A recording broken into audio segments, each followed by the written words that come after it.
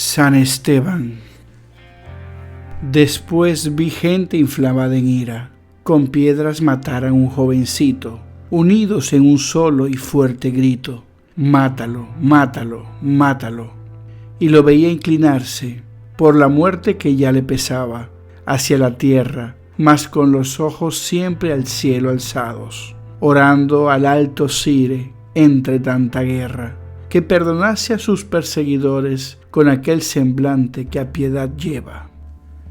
La Divina Comedia de Dante, en el canto 15 del Purgatorio, señala haber sido testigo de una escena conmovedora, la de la lapidación de un joven que, muriendo, invoca el perdón para sus perseguidores. Al parecer, lo que más impacta al escritor es la docilidad a la tortura de la cual es objeto Esteban, y que es narrada con intensidad en el libro de los Hechos de los Apóstoles, donde cuenta su historia. Señor, no los culpes por este pecado, grita fuerte Esteban, doblando las rodillas pocos momentos antes de expirar. En los comienzos de la Iglesia, sus miembros eran judíos. Muchos de ellos vivían en Israel, pero otros tantos vivían en ciudades distantes alrededor del mar Mediterráneo.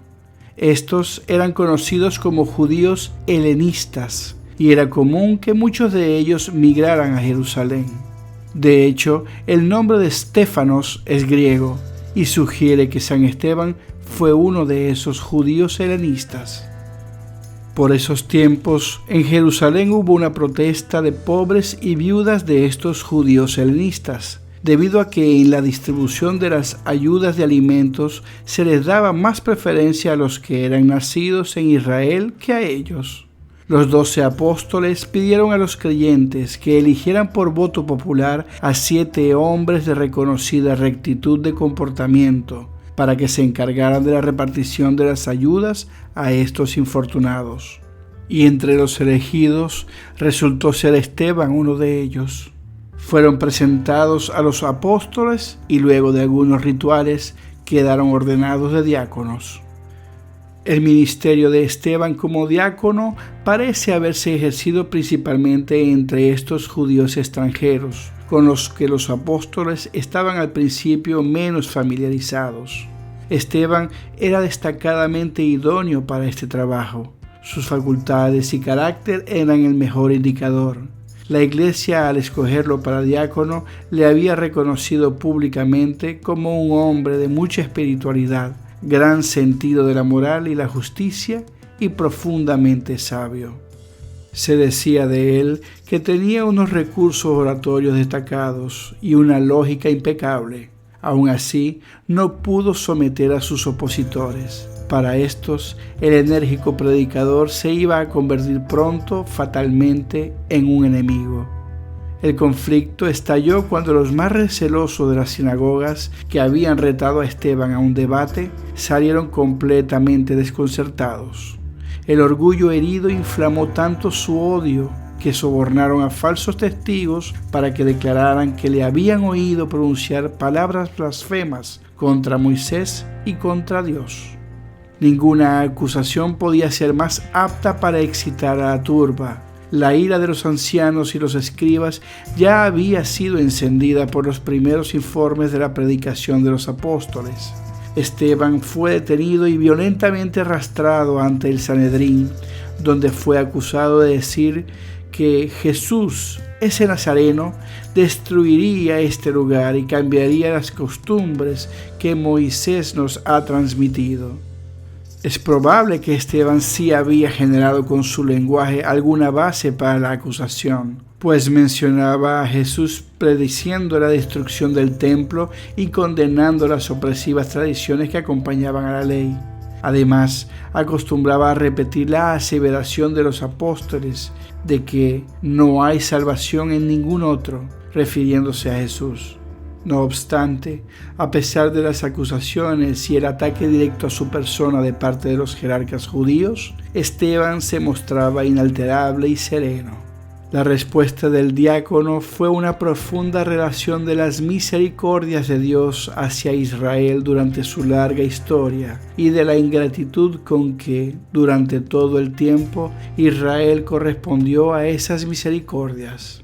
Este discurso contenía muchas cosas desagradables para los oídos judíos, pero la acusación final de haber traicionado y asesinado al Hijo de Dios, cuya venida habían predicho los profetas, provocó la rabia de una audiencia formada no por jueces, sino por enemigos. Duros de cerviz e incircuncisos de corazón y de oídos, vosotros siempre habéis resistido al Espíritu Santo, como vuestros padres, así también vosotros. ¿A qué profeta no persiguieron vuestros padres? Dieron muerte a los que anunciaban la venida del justo, a quien vosotros habéis traicionado y crucificado. Vosotros, que recibisteis por ministerio de los ángeles la ley, no la guardasteis. En ese momento, Esteban miró fijamente al cielo y señalando dijo: Estoy viendo los cielos abiertos y al Hijo del Hombre que está al pie de la diestra del Señor. Al oír aquello, los acusadores se precipitaron sobre él y le sacaron de la ciudad para apedrearlo hasta la muerte. Según la norma habitual, Esteban habría sido sacado de la ciudad.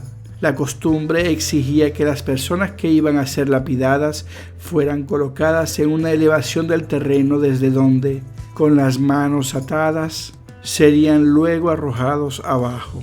Fue muy probablemente mientras estos preparativos se llevaban a cabo, cuando arrodillándose dijo con fuerte voz: Señor, no les tengas en cuenta este pecado. Mientras tanto, los testigos, cuyas manos debían ser las primeras en ponerse sobre la persona condenada por su testimonio, estaban dejando sus vestidos a los pies de un joven llamado Saulo, para poder estar mejor dispuestos a la tarea que les correspondía. Esteban fue arrojado, y mientras lo apedreaban, otros tantos estaban empujando una enorme roca para abatirlo. Poco antes de caerle la gran piedra, se le oyó pronunciar su suprema plegaria: Señor Jesús, recibe mi espíritu. Poco podía la gente presente que lanzaba piedras sobre él imaginarse que la sangre que derramaban era la semilla de una cosecha que iba a cubrir el mundo. Los cuerpos de los hombres lapidados eran enterrados en un lugar designado por el Sanedrín.